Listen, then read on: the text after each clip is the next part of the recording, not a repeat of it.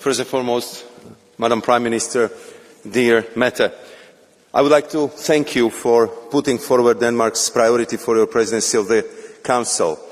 They are very much in line with the priorities of the Commission's, and when I checked this morning, this is already your 8th presidency.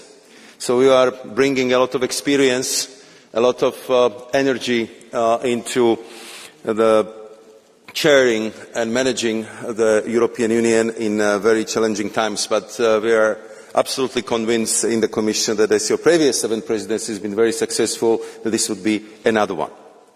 I also would like to start by welcoming the Danish presidency focus on security and defence. The Commission has already started working on the roadmap for readiness for the European Council in October.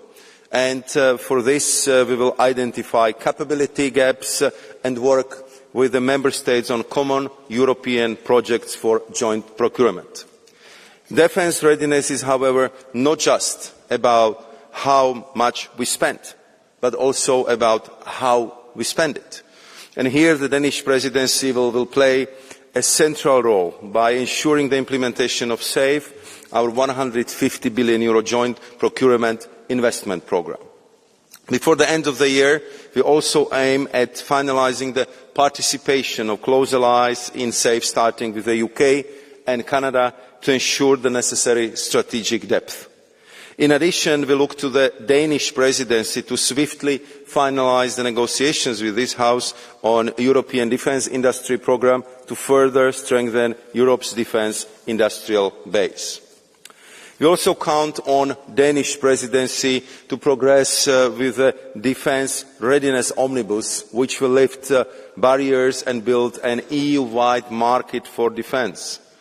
Beyond this, it is important to reiterate that the security of Ukraine is also the security of the European Union.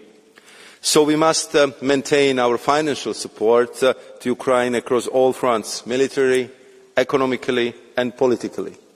In that regard, we need to accelerate discussions for financial support to Ukraine in 2026 and beyond at EU, but also at the G7 level. At the same time, we continue to put pressure on Russia and will deliver the 18th package of sanctions. Furthermore, we must accelerate Ukraine's path towards EU membership by opening all negotiating clusters in 2025 once Ukraine meets the relevant conditions. We also trust that the Danish presidency will ensure the swift endorsement by the Council of the recently concluded agreement with Ukraine on the liberalisation of trade in agri-food products. On migration, the implementation of the Pact on Migration and Asylum is a top priority for us, and we look to the Danish presidency to take forward work on legislative files currently on the table, the return proposal, the safe third country concept and the safe countries of origin. Turning to the second priority, a competitive and green Europe. Here, simplification is crucial as we seek to reduce administrative burdens. We have already put forward 5 omnibus proposals that we expect to bring over €8 billion in cost savings. We have tackled some of the most pressing issues holding us back in the areas of sustainability requirements, investment, agriculture, small mid-caps and defence. Quick progress is needed to maintain the momentum and ensure that our omnibus proposals benefit our businesses. We welcome the strong emphasis that the Presidency is placing on simplification and the aim to complete negotiations with this House on the first omnibus. It is also worth reiterating that we must continue to improve the single market, our biggest asset. We count on the Danish Presidency to further the implementation of the single market strategy and conclude on customs union. I am very glad to highlight that this afternoon, together with the Danish Presidency, we will have a first trilogue on the deepest, most important customs reform since the customs union of the EU was established. At a time when entrepreneurs struggle to access the risk capital they need, advancing on our savings and investment union is also a must. It will serve as a vital catalyst for enhancing our economic competitiveness, as highlighted in the Competitiveness Compass. We also have to deliver on the Clean Industrial Deal, our flagship strategy to make decarbonisation a driver of industrial growth. Action plans have been put forward for the steel, chemicals and automotive sectors, setting out tailored actions for their specific needs. Our new state aid framework will accelerate renewables, industrial decarbonisation and clean tech manufacturing. Our efforts must be underpinned by access to affordable clean energy, so we need to progress on the Repower EU proposal, while a European grids package will be put forward later this year to speed up permitting and expand green capacity. And I know that my colleague, Commissioner for Energy, Dan Jungersen, is working very hard on all these files. We will also work closely with all of you on the amendment to the European climate law to ensure that we stay on track with our climate agenda and keep targets realistic and achievable.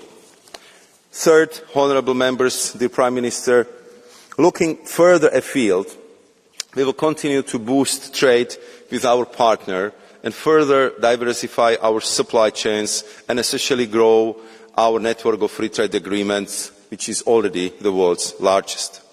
We increasingly see others around the world turning to Europe as a reliable, predictable and trustworthy partner who remains committed to rules-based, free and fair trade. We aim to finalise the deal with Mercosur and Mexico, and we hope to conclude negotiations with Indonesia and India before the end of the year. We also have made progress with the United Arab Emirates, and we are moving forward with Philippines, Thailand and Malaysia. At the same time, we continue to engage closely with our US counterparts on the tariffs placed on European goods. I want to assure you that we are working flat out to secure a fair and mutually beneficial negotiated solutions. But we need to be prepared for all outcomes and be ready to rebalance if necessary. It will also be very important to maintain an open and frank dialogue with China, which has had a debate on this this morning, because it's clearly to keep the view that we need to resolve systemic trade irritants to rebalance our trade and investment relations. And closer to home, we need to follow up on a successful EU-UK summit in May, and we also support concluding trilogues on the generalised scheme of preferences regulation as quickly as possible, hopefully again under the Danish presidency. Finally, to continue delivering on our priorities in the coming years, next week we will present our proposal for a strong new multiannual financial framework. Our aim is to strike the right balance between stability and adaptability, ensuring the EU budget can support key priorities while retaining the flexibility to respond to future crises. We are committed to managing repayments under the Next Generation EU responsibly without compromising our long-term investment capacity. It is also important to continue the discussion on the new own resources, which are essential for securing a sustainable EU budget without overburdening national contributions. We welcome the Danish Presidency's intention to prepare a first negotiating box by the end of the year. A balanced approach will be key to preserving the integrity of the package and enabling constructive negotiations with this House. Honourable members, dear Prime Minister, with this I would like to conclude. I would like to thank Prime Minister for setting out the priorities, and of course we are very much looking forward to our debate. Thank you very much, Madam President. Thank you very much, Commissioner.